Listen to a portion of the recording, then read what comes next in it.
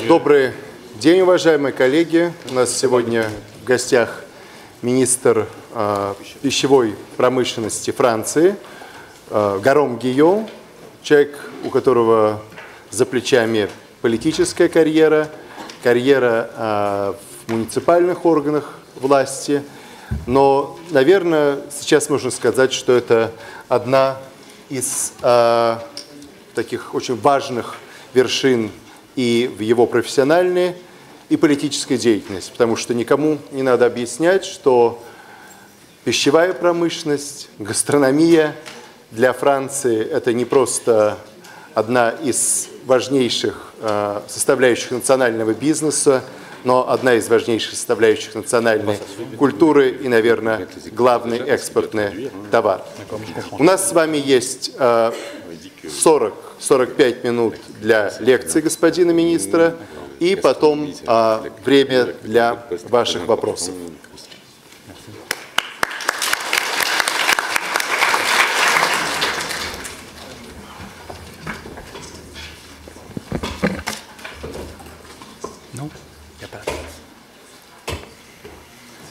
Monsieur le recteur, monsieur le vice-recteur, mesdames et messieurs les directeurs, monsieur le président de l'amicale française des étudiants du MGIMO, mesdames, messieurs, chers amis, moi je voudrais d'abord vous dire le très grand honneur que je ressens aujourd'hui à être parmi vous, ici, dans l'un des établissements les plus prestigieux, les plus réputés à l'échelle internationale, le MGIMO. Moi, je voudrais d'abord donc remercier les autorités de cette école de leur accueil chaleureux, tout en français, qui plus est. Ça me rend très humble devant votre maîtrise de la langue de Molière.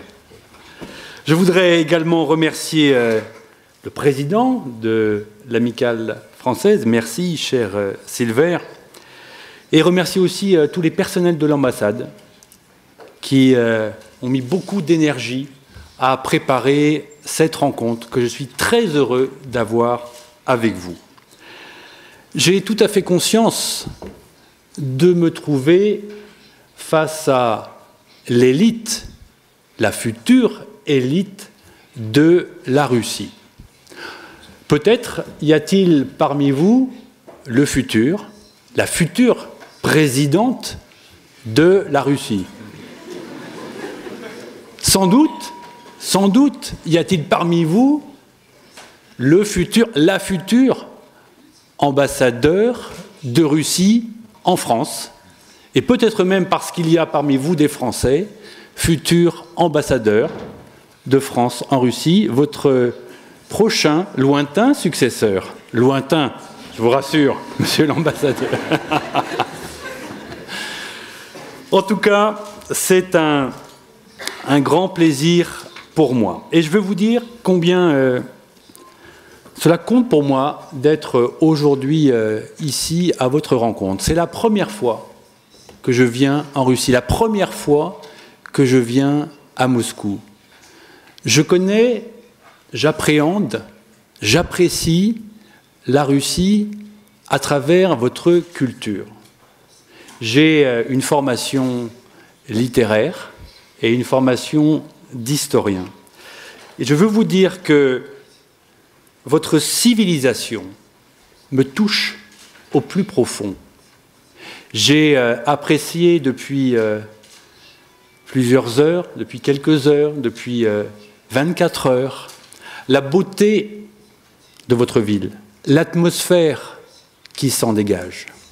Et c'est quelque chose de très émouvant pour moi de trouver dans votre ville, dans les pierres, dans les rues, dans les paysages de votre ville, ce que j'avais rêvé, ce que j'avais imaginé de votre culture et de votre civilisation. S'établit alors entre nous un sentiment très profond de fraternité entre votre culture et celle dont je suis issu. Nous avons tant de choses en commun. Cette passion de la culture, cette passion de l'art. Moi, je suis très admiratif de la créativité artistique russe. Je suis très admiratif du génie russe, du génie de l'âme russe, qui s'est déployé dans la musique, dans la danse, dans la littérature. Ce qui me touche profondément, c'est cette capacité, votre capacité à penser l'universel. Et c'est sans doute ce qui rapproche la culture russe de la culture française, cette capacité à parler à l'universel. Moi, j'ai été nourri de mes lectures de Dostoïevski, de Tolstoï, de Pouchkine, à Pouchkine. Pouchkine qui exaltait l'audace. Il a eu des vers magnifiques, et j'en retiens quelques-uns. « J'achèterai tout, dit l'or. Je prendrai tout, a dit l'épée. » Un autre vers qui m'a beaucoup touché également. « Ce que nous recherchons, c'est le fruit défendu. Sans lui, le paradis n'est pas pour nous le paradis. » Alors, qui peut mieux que vous, la jeunesse de ce pays? Qui peut mieux que vous, jeunesse pleine d'exaltation, pleine d'audace? Qui peut mieux que vous comprendre ces messages? Et moi, je suis très heureux aujourd'hui de m'adresser à vous, de m'adresser à votre génération, de m'adresser à la jeunesse de la Russie à travers vous. Parce que votre génération, votre jeunesse, c'est celle qui ouvre les nouveaux chemins, qui défriche l'avenir. C'est vous qui détenez l'audace de votre pays, qui en détenez les clés de l'avenir. Et aujourd'hui, je suis venu comme ministre du nouveau gouvernement français, j'allais dire du jeune gouvernement français, vous apporter le salut de la jeunesse de France. Le président de la République française, François Hollande, a fait de la jeunesse sa priorité pour le mandat que les Français lui ont confié. Il a dit la chose suivante: « Je demande à être jugé sur ce que j'aurais laissé à la jeunesse de France au terme du quinquennat. » Et donc il a proposé aux Français de rétablir pour la jeunesse ce qu'il a appelé le rêve français, le beau rêve français. Et pour faire écho à ce rêve français dont je voudrais vous entretenir durant cet échange, eh bien pour faire écho à ce beau rêve français, je veux revenir à ses sources, aux origines de ce rêve français qu'a fait François Hollande et que je veux vous présenter. Cette origine, sans doute, elle se tient dans ce qu'avait imaginé, ce qu'avait écrit, conçu Jean Jaurès. Jean Jaurès, qui est une des plus grandes figures du socialisme français et sans doute du socialisme international. Jean Jaurès a eu des mots extraordinaires dans ses merveilleux discours à la jeunesse qu'il avait écrits, c'est ancien, en 1903 à Albi, dans le sud de la France. Il a eu ces mots très beaux, très forts.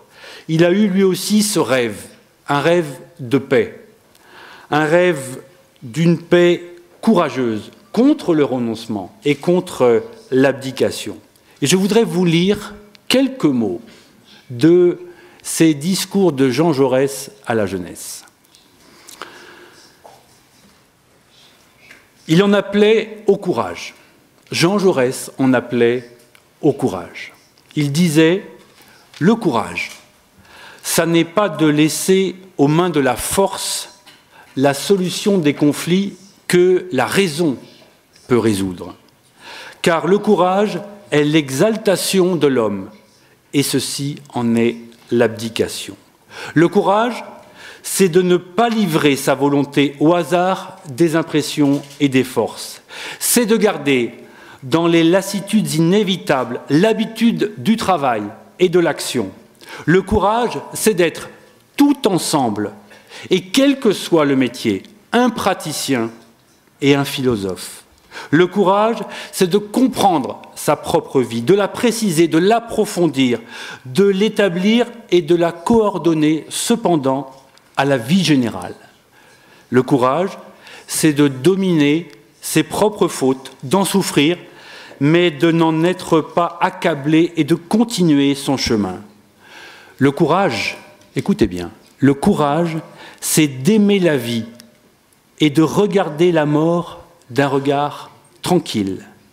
C'est d'aller à l'idéal et de comprendre le réel.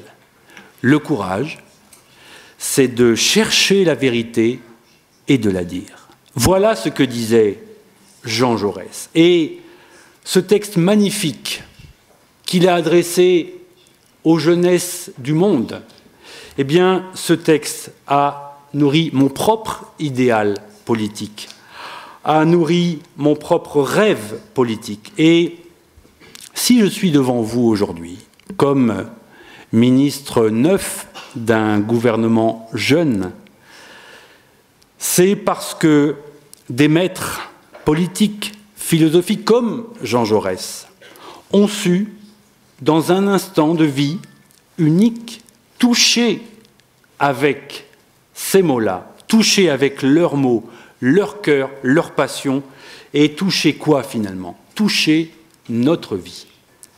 Et moi je suis certain que chacun d'entre vous a en tête un maître, une référence, un ouvrage dont le chemin de vie a éclairé votre propre vie, votre propre chemin. Et moi je crois profondément à la force des mots, qui traversent le temps, qui traversent les générations, qui se transmettent d'une génération à l'autre et qui transmettent cette force de l'engagement et de la détermination à changer le cours des choses. Et dans la période où nous sommes, cette période si difficile, cette crise, ce temps des convulsions où nous sommes, eh bien, dans cette période, moi je pense régulièrement à ce que m'ont transmis ces hommes, ces femmes qui ont aujourd'hui organisé des références sur lesquelles nous pouvons nous appuyer. Parce que les temps changent, à l'évidence. Les crises transforment la réalité. Mais, les valeurs, les références restent. Et moi, je vais vous dire, dans la période où nous sommes, la gauche, en France, a été mandatée par le peuple de France pour transformer la réalité, pour changer le cours des choses, conformément à ces valeurs que nous ont léguées nos anciens. Quelle responsabilité, quelle mission, quelle tâche exaltante aussi.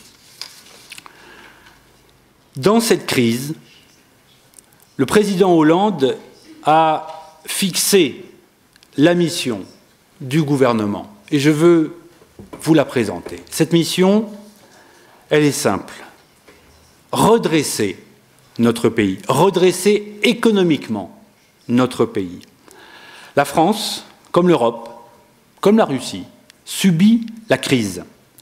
C'est une crise violente, c'est une crise rampante. Violente parce que le capitalisme financier pèse, dévore, et pèse d'abord sur les plus faibles, pèse sur les plus fragiles et dévore ceux qui sont les plus vulnérables aujourd'hui.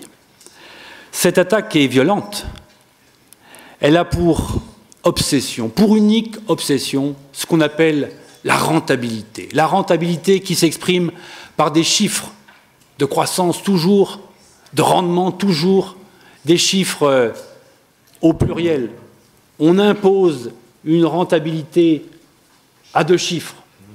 On impose cyniquement, obstinément cette rentabilité contre la vie, tout simplement, en omettant, en oubliant ce qui se joue derrière ces exigences de rentabilité financière. Et ce qui se joue, c'est la vie des hommes, c'est la vie des femmes, c'est la vie des peuples.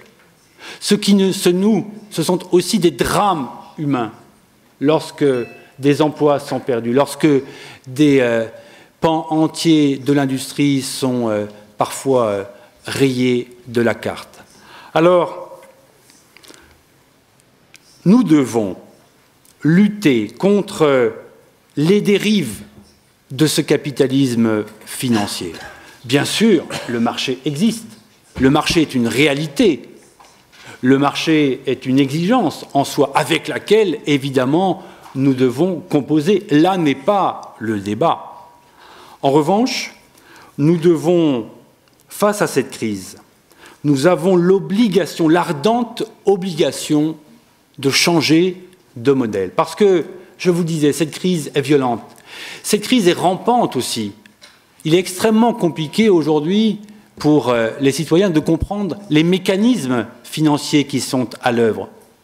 Je parlais de rentabilité à 2 chiffres, mais faut-il vous parler aussi des circuits financiers extrêmement complexes, de ce qu'on appelle les emprunts toxiques, qui font qu'à coup de formules, on en vient à assoiffer des collectivités locales, des hôpitaux et au final des peuples, toujours les vies humaines. Et donc, face à cette crise violente, face à cette crise rampante, bien sûr, l'obligation de changer pour ouvrir de nouveaux chemins et pour adopter de nouveaux comportements. Et finalement, le redressement économique du pays, c'est ça.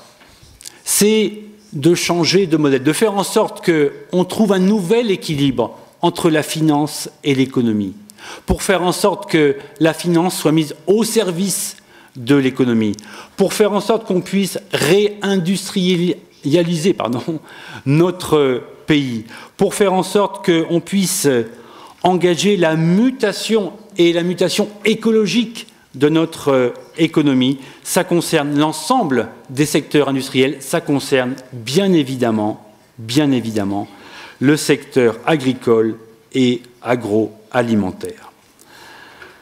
Aujourd'hui, le secteur agroalimentaire, c'est, dans notre pays, en France, le premier secteur. C'est aujourd'hui 150 milliards de chiffre d'affaires. Si on traduit ça en roubles, c'est 6 000 milliards de roubles.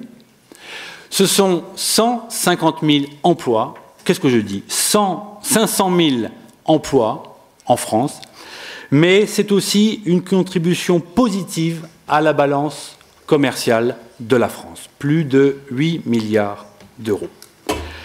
Ce qui se joue avec la transformation de l'agroalimentaire, ça n'est pas simplement l'aménagement du territoire, ça n'est pas simplement la culture des paysages. Ce qui se joue aussi avec l'agroalimentaire, avec l'agriculture, c'est tout simplement la souveraineté alimentaire de notre pays. Vous savez que la France est aujourd'hui le 4e exportateur mondial de produits agricoles et agroalimentaires.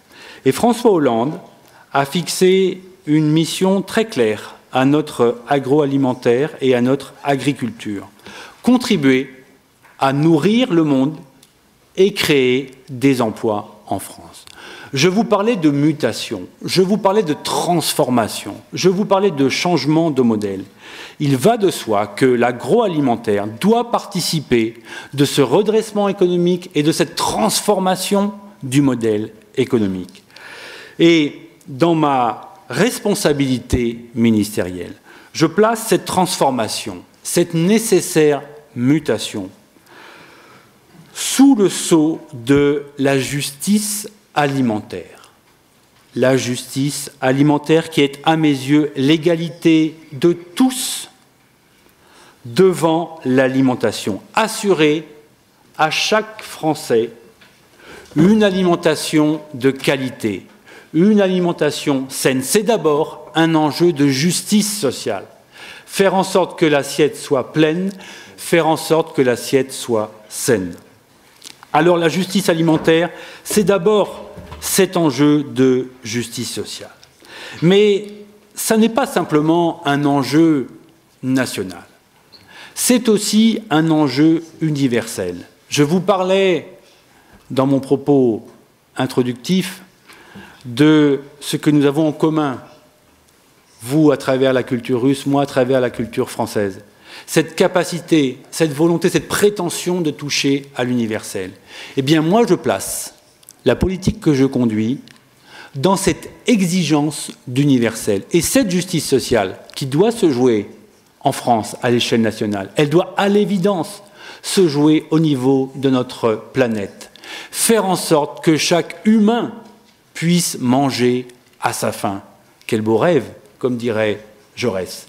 Aujourd'hui, près d'1 milliard d'êtres humains ne mangent pas à sa faim. Aujourd'hui, un enfant de moins de 10 ans meurt toutes les 5 secondes. Un enfant de moins de 10 ans meurt toutes les 5 secondes. Alors, cet enjeu de justice sociale, c'est aussi un enjeu de dignité humaine, pas simplement pour nos peuples, mais pour l'ensemble des êtres humains de notre planète. Et donc nous devons, je dis bien nous devons, nous donner les armes pour assurer cette dignité, pour garantir à chacun cet accès à l'alimentation. Alors comment concrètement y parvenir? Eh bien luttons d'abord contre la spéculation sur les matières premières, contre la spéculation sur les céréales. Et pour cela, donnons-nous les moyens d'abord de la régulation. Ça signifie quoi concrètement? Ça signifie connaître l'état des réserves mondiales de céréales. Ça signifie donc être transparent sur l'état de ces réserves. Et ça signifie aussi être capable de constituer des stocks à l'échelle du monde qui permettent de réguler et qui permettent de lutter contre ces dérives spéculatives. C'est essentiel. Menons ce combat contre la spéculation parce que nous savons une chose, et c'est le troisième enjeu lié à cette justice alimentaire dont je vous parlais. Nous savons que en menant ce combat contre la spéculation, nous menons aussi un combat pour la stabilité et pour la paix dans le monde. Parce que nous avons vu de façon récente combien les émeutes de la faim dans la Corne de l'Afrique se nourrissaient, quel mauvais jeu de mots, se nourrissaient des dérèglements du climat, des sécheresses, qui faisaient qu'avec la volatilité des prix, des peuples mouraient de faim et des crises se nouaient et l'instabilité politique renversait des régimes, des dirigeants et nourrissait une fois de plus l'instabilité par un phénomène cumulatif. Donc, le troisième enjeu, c'est bien cet enjeu de stabilité et de paix grâce à l'accès à l'alimentation. Et puis enfin, il y a un quatrième enjeu dont je voudrais vous entretenir, toujours autour de la justice alimentaire. C'est celui du gaspillage. Et je suis sûr que votre génération sera sensible à la nécessaire lutte contre le gâchis, contre le gaspillage des matières premières.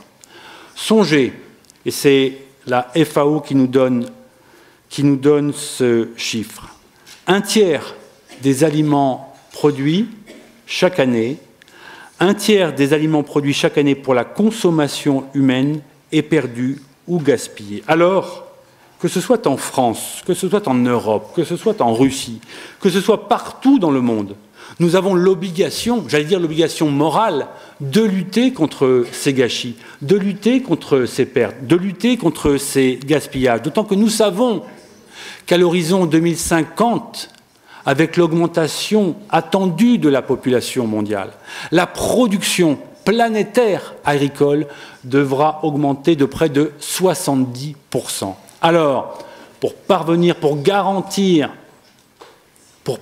à nourrir la population du monde, nous devons d'abord nous donner les moyens, des moyens efficaces de lutter contre le gaspillage et contre le gâchis. Et je sais que votre pays, la Russie, peut prendre une place considérable dans ce combat que nous devons mener et gagner ensemble. Vous avez adhéré de façon très récente à l'OMC. Je sais que cette adhésion suscite des inquiétudes parmi les producteurs, les agriculteurs de votre pays. Mais je veux vous dire aussi que si nous partageons des ambitions communes, si nous partageons des combats communs pour notre planète, pour garantir un accès de chacun à l'alimentation, eh bien, si nous partageons ces combats, alors vous n'avez rien à craindre. Et je veux vous dire que le gouvernement français est tout à fait disposé à travailler avec votre gouvernement, avec la Russie, pour nouer, pour construire des partenariats agro-industriels. Nous avons ensemble un rôle à jouer pour développer nos agricultures, et je dis bien dans un échange juste, réciproque. Nous avons tant à faire ensemble pour gagner ces combats. Je sais que c'est le vôtre, sachez que c'est aussi le nôtre. Je voudrais vous dire, enfin, pour terminer, que je suis convaincu que la Russie a un rôle essentiel à jouer pour la bonne marche du monde. Nous avons besoin d'une Russie ouverte au projet, ouverte au partenariat, ouverte sur le monde. Soyez convaincus que, avec ces combats-là, avec ce que vous représentez de la Russie de l'avenir, nous pourrons construire ensemble un monde plus juste, un monde plus fraternel, un monde plus stable aussi. Vive l'amitié entre notre deux peuples, vive l'amitié entre la France et la Russie. Je vous remercie.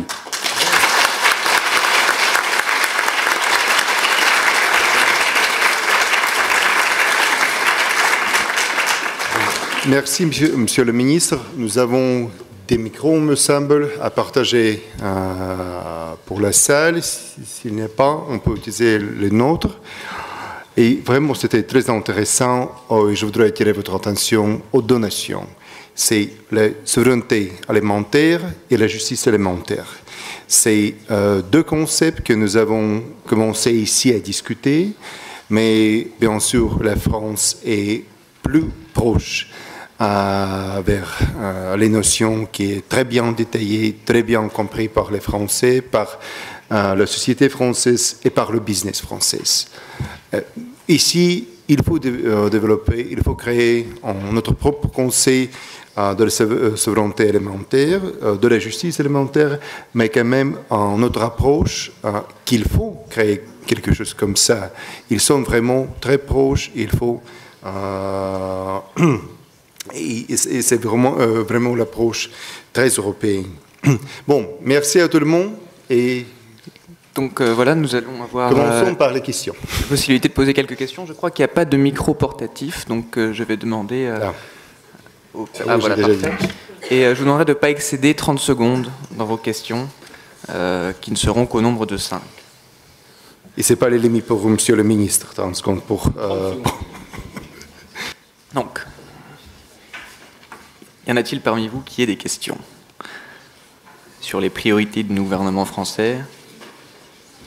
Андрей Капустин, первый курс МЕПМО. Я хотел спросить немного, возможно, не по вашей специальности.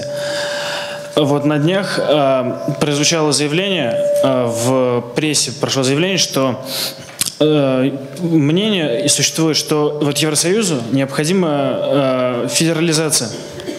Вот, то есть более тесная интеграция между странами внутри европейского пространства. Как вот вы считаете, необходима ли более тесная интеграция стран, либо нужно сохранить некую самостоятельность, там, экономическую, политическую и так далее?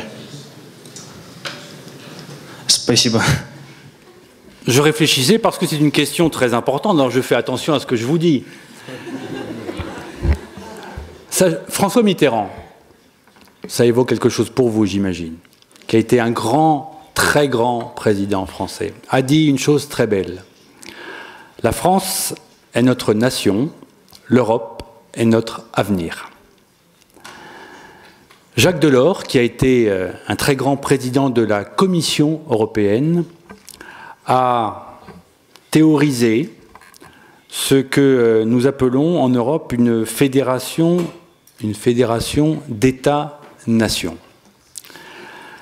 Je crois aujourd'hui que nous devons rapprocher nos économies au sein de l'Union, nos gouvernements, en particulier sur le plan économique. Parce que au moment où la crise, et j'évoquais à l'instant la crise financière qui a frappé nos économies nationales et notre économie européenne, face à cette crise, nous avons besoin de serrer les rangs.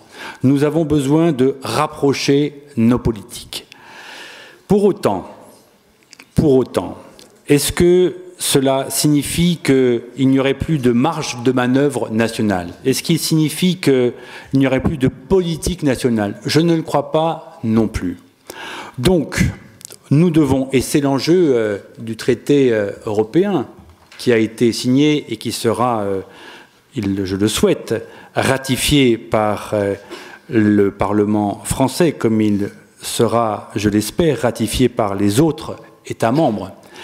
L'idée est bien de doter l'Europe d'une capacité à agir face au marché financier, d'une capacité à agir économiquement. Donc oui, à une plus forte coordination, oui, à un plus grand rapprochement, en respectant néanmoins la capacité des États à mener des politiques économiques nationales. C'est cet équilibre-là que nous avons trouvé. C'est cet équilibre-là aussi respectueux des identités de chacun qui fera le dynamisme économique de l'Union européenne. Voilà comment nous envisageons les choses, voilà comment nous travaillons en bonne intelligence avec chacun des autres États membres. Monsieur Garo, tout d'abord, il faut se présenter. Oui. Moi, je m'appelle Arthur Balov, deuxième master des études régionales. Et moi, tout d'abord, je voudrais vous remercier de votre intervention, très brillante et informative en même temps, et de vous remercier de vos mots très chaleureux à l'égard de notre pays, sa beauté et sa jeunesse surtout. Et, monsieur, ma question est un peu vague peut-être, mais je pense que vous allez vous débrouiller puisque c'est votre secteur. Après l'intégration de notre pays à l'OMC, quelles seront les conséquences les plus immédiates, puisqu'il y a des délais assez longs, il y a des allègements, mais on voudrait vous écouter sur ce sujet. Merci beaucoup. Oui, si vous voulez, je répondrai à chaque fois. Дим, вот сюда дайте, чтобы у нас было представлены все фланги. Mais quand même, on peut choisir. Ah, d'accord. Bonjour, je m'appelle Evgenia Puzikova, je suis étudiante de deuxième année de double master avec ICN Business School MGIMO. Donc je viens de revenir de France et ça me fait très plaisir de vous écouter, surtout prenant en compte le changement de gouvernement. Donc j'ai une question plutôt concrète.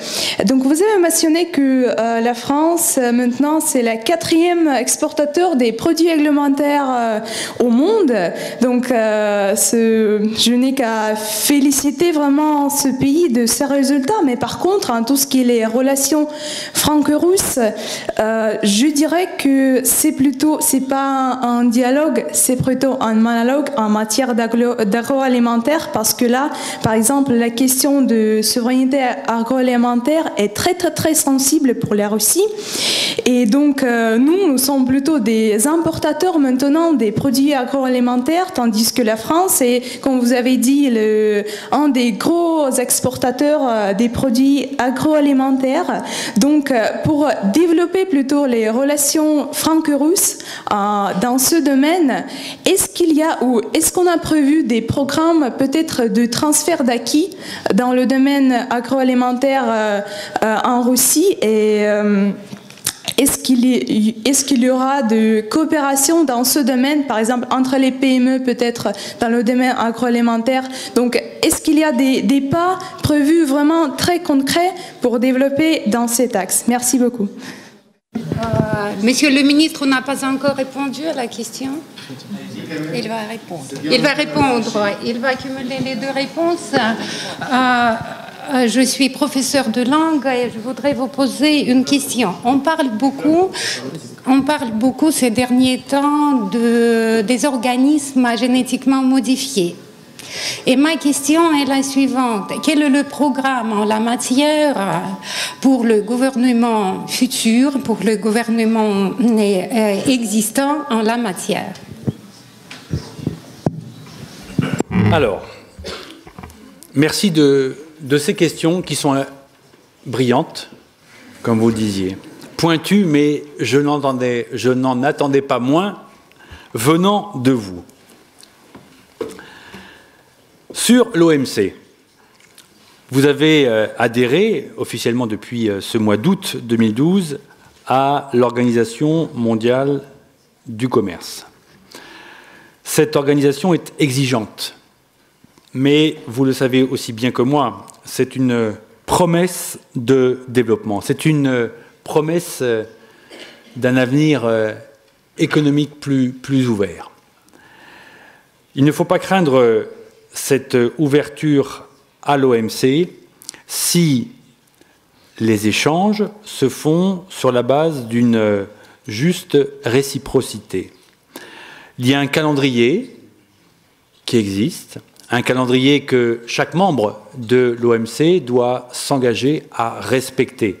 Et ce matin, je rencontrais les dirigeants de la commission agricole de la Douma qui me confirmaient qu'ils avaient bien à cœur de vouloir respecter ce calendrier. Je n'ignore rien, je l'ai dit, des inquiétudes que cela peut susciter chez vous. Mais je sais que vous avez et nous avons en partage, vous Russes, nous Français, quelques exigences que nous pourrons ensemble, je dis bien ensemble, porter au sein de l'OMC. Et cela concerne en particulier la sécurité alimentaire. Et je veux aussi parler de la qualité alimentaire. J'en viens justement, précisément, à cette question des OGM. Et vous, et nous, refusons les OGM, considérant qu'il y a trop de risques pour la santé humaine et que parce que nous ne maîtrisons pas les effets des OGM, le principe de précaution nous impose de renoncer à ces cultures avec OGM. Et nous serons forts ensemble au sein de l'OMC si nous portons cette exigence de refuser les cultures OGM. C'est la même chose pour ce qu'on appelle l'hormone de croissance pour le porc, pour l'élevage du porc. Il y a aujourd'hui une hormone de croissance que nous savons risquer pour la santé humaine. Eh bien, nous la refuserons à vos côtés au sein de l'OMC. Donc, je veux vous dire que vous trouverez en la France au sein de l'Union européenne, au sein de l'OMC, un partenaire aussi exigeant que vous sur la sécurité alimentaire et sur la qualité alimentaire. Je sais, pour terminer ma réponse sur votre question, que vous devrez pas à pas moderniser sans doute, en tout cas c'est le mot que j'ai entendu ce matin, transformer le mode de production russe, le mode de production agricole russe. Et j'en viens à la réponse que je vais faire à vous, mademoiselle, parce que tout est lié, tout est très cohérent. Dans le cadre de l'OMC et dans le cadre des échanges entre la France et la Russie, moi je ne veux pas être dans une relation du dominé envers le dominant. Je crois à l'échange juste, je crois à la réciprocité. Cela veut dire, s'agissant de l'agroalimentaire, je vous parlais de France comme 4e puissance mondiale en matière agricole et agroalimentaire. Je crois, s'agissant de la Russie, à des initiatives comme celles qui ont été prises par Danone sur Tchekhov, un partenariat avec une entreprise russe permettant à une entreprise française d'investir et de co-investir avec vous ici en Russie. C'est une logique du gagnant-gagnant. Ce sont des investissements français et russes qui créent de l'emploi aussi chez vous en Russie. Et ça n'est pas au détriment de l'emploi chez nous en France. C'est bien une démarche gagnant-gagnant qui nous permettra d'assurer une souveraineté alimentaire, non seulement à votre pays, mais aussi, de la même façon, à notre pays. Donc, sur les OGM, j'ai répondu. Sur l'OMC, je viens d'y répondre. Sur l'agroalimentaire, je crois à un avenir partagé. Je crois que nous avons beaucoup à faire ensemble. Ce matin, nous parlions de partenariat industriel, nous parlions aussi de partenariat technologique. Parce que l'entrée dans l'OMC suppose pour les Russes des efforts, si j'ai bien compris, en termes de productivité. Eh bien, nous, Français, sommes prêts à vous accompagner pour réussir, pour relever ce défi de la modernisation agricole. Et nous avons beaucoup à faire ensemble dans le respect de chacun et sur le principe de la justice, de l'égalité et de la réciprocité. Bon. Il y a 2 questions de plus. Monsieur Garot, merci beaucoup pour votre conférence. Et je suis étudiante de la 4e année de la faculté des relations économiques internationales. J'ai 2 questions. Première, aimez-vous la Moscou?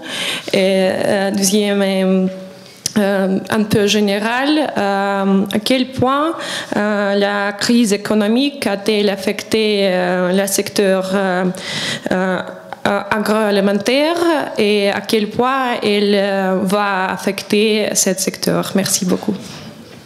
Votre question porte sur la France? Oui. Agroalimentaire en France. Bonjour Monsieur le Ministre, je m'appelle Théodore Kovalkov, je suis étudiant en 3e année à l'Institut d'études politiques de Paris. Vous nous avez fait part de vos préoccupations en matière de justice sociale, d'égalité. Vous avez cité abondamment Jean Jaurès, qui était un grand défenseur d'un idéal démocratique et d'égalité. Mais le message de Jean Jaurès, je crois, ne s'adressait pas seulement à la France, il s'adressait de façon assez universelle au peuple du monde entier. Aussi, j'aimerais connaître la position du gouvernement français, ce n'est pas exactement votre domaine de spécialité, mais sur la situation de liberté politique et des droits de l'homme et de l'état de droit en Russie. La dernière question, puisqu'on peut réserver les questions pour une réception, où tout le monde est invité. Oui. Juste la dernière ici dans la salle, et puis... Bonjour. Tout d'abord, je voudrais bien vous remercier, Monsieur Garot, pour votre beau discours, votre discours chaleureux par rapport à nous, les Russes, et cette belle citation de Jaurès que j'ai beaucoup aimée. Et j'ai une toute courte question. Vous avez dit que c'est votre première visite à Moscou et en Russie en général. Et est-ce que la visite à Saint-Pétersbourg est prévue? Puisque moi, je suis Saint-Pétersbourgeoise et je voudrais bien que ma ville soit aussi visitée par vous. Je trouve que Saint-Pétersbourg peut aussi vous paraître intéressante du côté du secteur agroalimentaire, parce que là, il y a beaucoup de choses à regarder concernant ce secteur, votre secteur. Ouais. Oui. Merci beaucoup. C'est tout. Oui, on peut poser les autres questions juste à côté pendant une réception de l'ambassadeur. Alors je vais répondre. Est-ce que j'aime Moscou? Oui. Est-ce que j'aimerais Saint-Pétersbourg? Sans doute. Alors j'attends une prochaine occasion pour découvrir une ville qui est mythique. Pour moi, je dis bien mythique. Une très grande ville, voilà, une très grande capitale culturelle à mes yeux. Alors, au-delà de cette culture, vous m'avez interrogé, je ne sais plus où vous êtes, vous m'avez interrogé sur la crise qui frappe notre pays et donc ses conséquences sur l'agroalimentaire. Aujourd'hui, je vous l'ai dit, l'agroalimentaire est le premier secteur industriel de France. Je vous l'ai dit, ce sont 500 000 emplois, c'est 150 milliards d'euros de chiffre d'affaires. C'est une contribution positive à la balance commerciale. Mais, les Français ne doivent pas se reposer sur leur laurier. Parce que vous connaissez et vous appréciez sans doute le champagne, les bons vins français, le foie gras, j'espère que vous pourrez en déguster davantage dans les mois et les années qui viendront.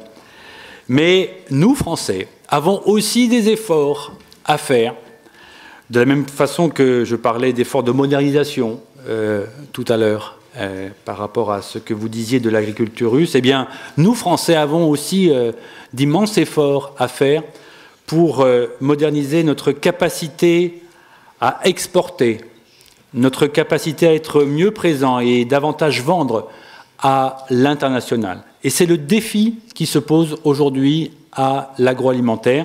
Mais je suis convaincu que c'est parce que je vous disais, par la qualité de la production française, la qualité de l'alimentation française, que nous parviendrons à restaurer notre compétitivité, à regagner des parts de marché, avec l'idée toujours que nous devons être dans une perspective mondiale, avec l'idée que nous contribuons, nous Français, à nourrir le monde, mais nous ne sommes qu'un des contributeurs. Et je suis convaincu que la Russie aussi est appelée à devenir un grand contributeur de cette alimentation de la planète.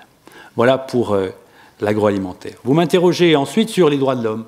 C'est vous, jeune homme, qui m'interrogez là-dessus. Vous savez que je suis, moi, comme citoyen, mais aussi comme membre du gouvernement français, très attaché aux droits de l'homme et très attaché à la liberté d'expression. Et je fais confiance, mais je veux dire aussi que je fais confiance au peuple russe pour trouver les voies et les moyens d'assurer, de garantir ces libertés. C'est la responsabilité du peuple russe. Voilà. Vous connaissez mes valeurs, je n'en cache rien, mais je vous fais confiance pour trouver, pour dessiner un avenir en ce sens. C'est votre responsabilité. Est-ce que j'ai répondu à l'ensemble des questions? Il me semble bien que oui. Sachez que je suis disponible pour poursuivre avec vous ce dialogue, puisque un verre de l'amitié franco-russe, voilà, nous est préparé. En tout cas, je voudrais vous dire, pour terminer, merci, le monsieur plaisir, le ministre. Oui, si vous m'autorisez encore un mot? Oui. Non? Vous ne m'autorisez pas? Non. Alors, je vais prendre la parole. Je voudrais vous dire la fierté, le plaisir, l'immense honneur qui est le mien de pouvoir vous rencontrer aujourd'hui, parce que vous avez entre vos mains les clés de l'avenir de votre pays, et donc, ce faisant, les clés de l'avenir de la paix dans le monde. Je veux vous dire que la Russie est aux yeux des Français, du gouvernement français, un très grand pays, parce que vous avez une magnifique histoire, parce que vous avez une civilisation d'une immense profondeur, et que dans la fidélité à votre histoire, à votre culture, je suis convaincu que vous êtes et que vous serez pour longtemps un grand acteur de la paix dans le monde, de la stabilité, pour construire avec vous, un monde que je souhaite plus juste, plus fraternel et surtout plus humain. Alors allons-y et allons-y ensemble. Merci à vous.